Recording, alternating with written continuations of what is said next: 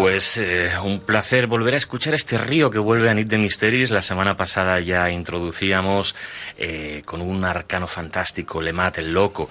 Y hoy vamos a continuar con esas pequeñas clases llenas de sabiduría en relación al tarot con nuestros amigos de la Escuela Lemat. Encarna Sánchez, buenas noches. Hola, buenas noches. ¿Qué tal? ¿Cómo Muy va? bien, perfecto. Sí.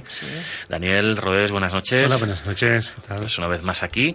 Y estamos en esas introducciones que estamos realizando en torno a diferentes arcanos de la baraja, en este caso del tarot de Marsella. Y hoy tenemos encima de la mesa a una figura que entre los dedos porta una especie de probeta. Ahora me rectificaréis, obviamente. Y hay una mesa en la cual está manejando diferentes cosas, una llama de luz en el suelo. Bueno, hay diferentes aspectos interesantes. Y el nombre en francés, Le Bateleur, Sí. el mago. Sí, esta es la carta que lleva número 1 en la baraja del tarot de Marsella, es Le Bateleur, ¿no? Es sugerente todo lo que dices de la llama de fuego, en realidad es una planta de espinas. ¿Ves? No. Pero fíjate, Pero por eso he bueno, dicho, sí, lo sí, que no, yo veo pero- al principio, ¿no? Pero lo que tú dices está bien, porque cuando uno ve una imagen del tarot, lo que ocurre es de que se produce, digamos, como la manifestación del inconsciente. A veces tú Claro, ves claro. cosas en las cartas que quizás no es la idea original, pero sí que tiene un significado. Fíjate Es que decir, me ha llamado la atención eso. Luego claro, le daremos una vuelta al claro, tema. para ti el tema este de la llama, de la luz y Sí. demás, pues seguramente pues tiene importancia y para ti es un elemento fundamental a la hora de la relación que tendría, ¿no?, con esta carta. Le Bateleur, o el mago, con el que se conoce habitualmente, es el prestidigitador. Es decir, es el que nos hace un truco de magia. Ujú. Porque lo que tiene es una varita mágica en su mano que está orientada apuntando exactamente a su otra mano donde sujeta una moneda. Es decir, que el mago está tratando de transformar la materia o la realidad. Y el elemento fundamental del personaje del mago del tarot es el sombrero en forma de 8 horizontal, en forma de infinito, Sí. que nos está dando la clave de que esta carta nos está mostrando el poder del pensamiento, el poder de la mente. Es decir, la mente es infinita. El ser humano a través de su mente puede conseguir cosas extraordinarias. Y de esa manera diríamos de que la mente humana puede también transformar, como el mago, nuestra realidad. Nosotros podemos conseguir con nuestra mente aquello que deseamos, siempre y cuando se cumplan una serie de requisitos. Pero el aprendizaje de vida de este arcano sería el pensamiento positivo, aprender a pensar en positivo, sabiendo que si tú piensas en positivo atraerás elementos positivos a tu vida, tratando de apartar pensamientos negativos que te atraerán solamente penalidades o sufrimientos. Es decir, es la ley de atracción, en suma, lo que nos muestra el mago del tarot. La ley de atracción, que significa de que el pensamiento crea la realidad.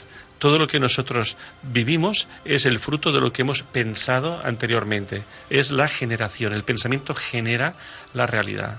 Esta sería un poco la idea general, ¿no?, que se escondería detrás de este personaje, del mago. Bueno, el mago representa a la presencia del ser dentro del cuerpo, dentro de cada uno de nosotros.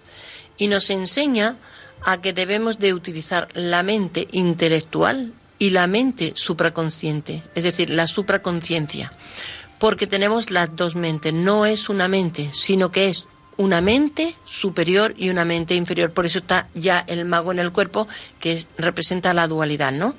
Entonces, el mago nos enseña que tenemos que tener conciencia de nuestro potencial, del poder divino y creador que tenemos. Por eso se dice que el poder del pensamiento es creador, pero también está hablando del poder de la mirada y del poder de la palabra. Cuando una persona está mirando algo, está cristalizando ese algo.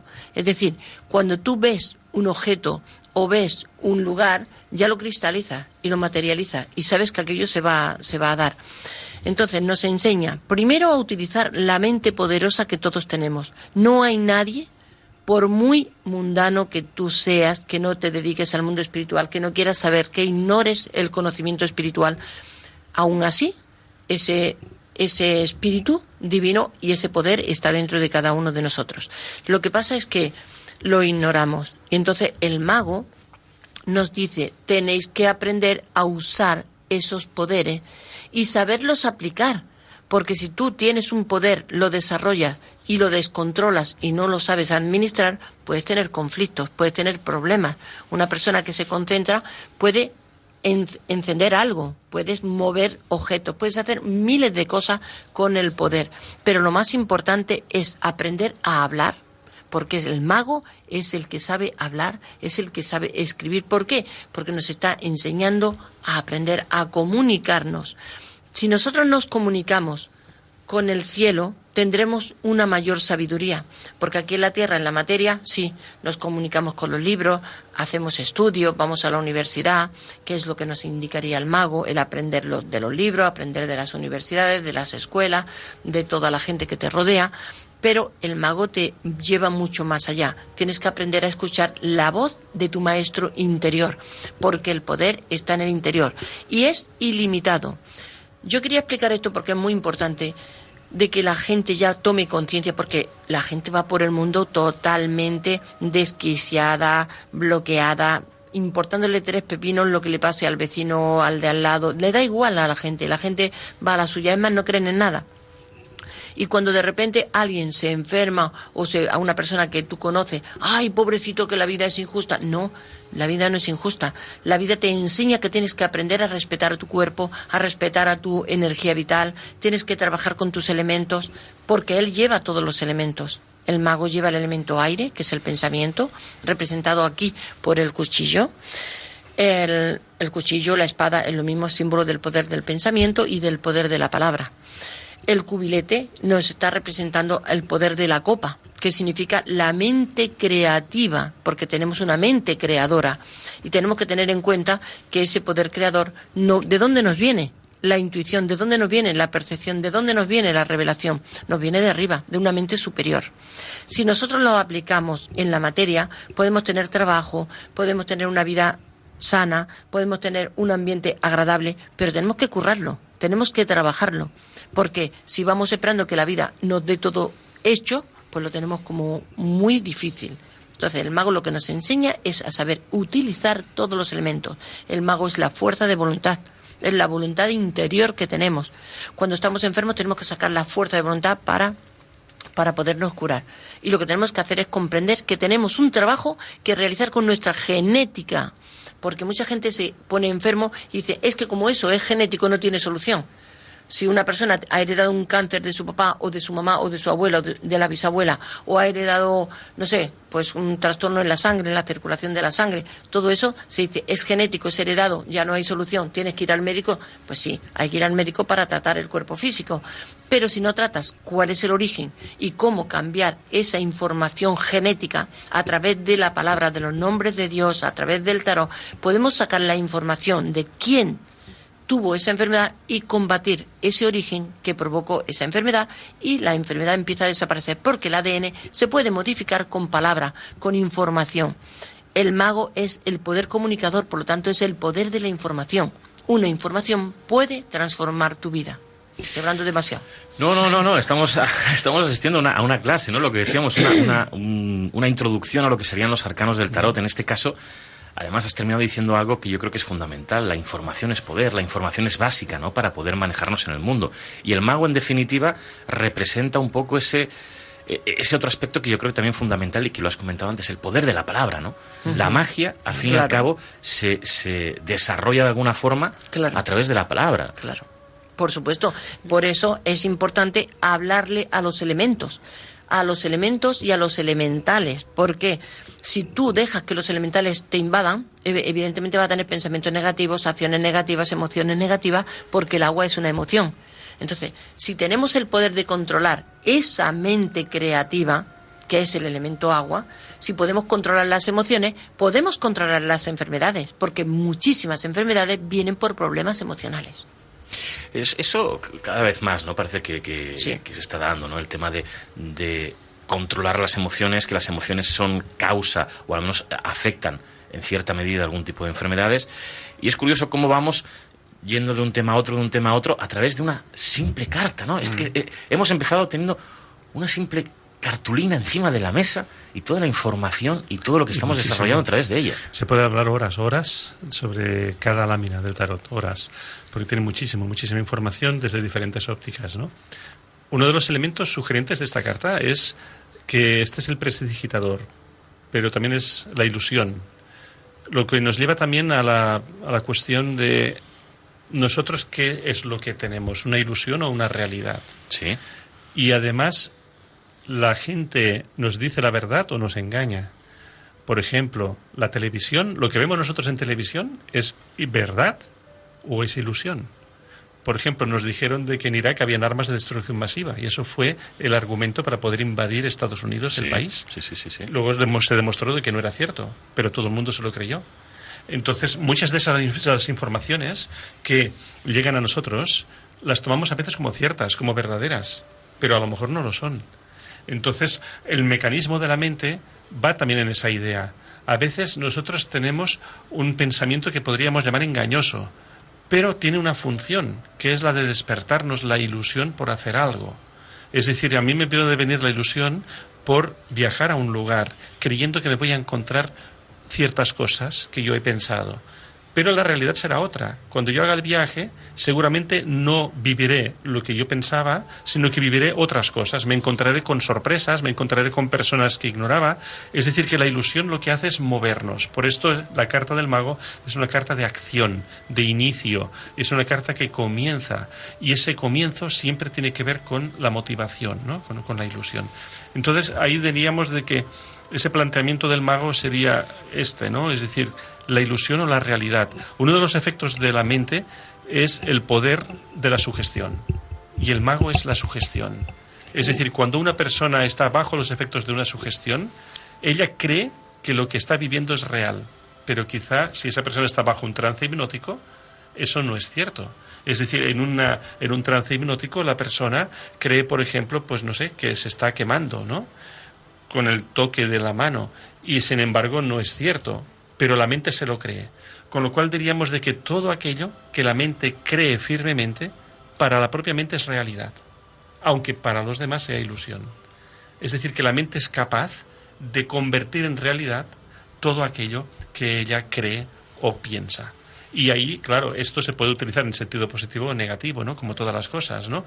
En sentido positivo sería dirigir nuestra mente para conseguir los objetivos que nos hemos planteado, creyendo firmemente que lo vamos a lograr. Cuando el mago sale invertido en una lectura, hablamos del saboteador. Es decir, cuando hay las dudas.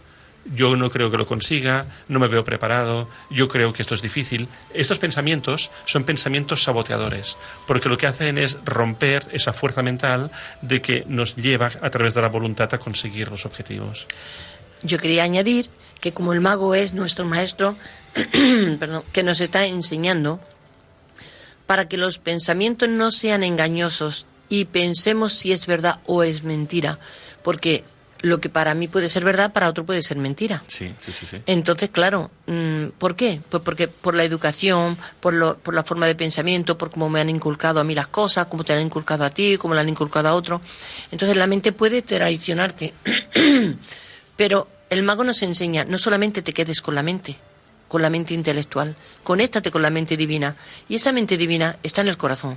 Y siempre que tú sientas algo, llévalo a cabo porque no te va a engañar. Jamás te vas a equivocar cuando tú decidas hacer cosas con el interior, porque es la fuerza de voluntad del corazón, que es la magia del corazón, que es la magia creativa.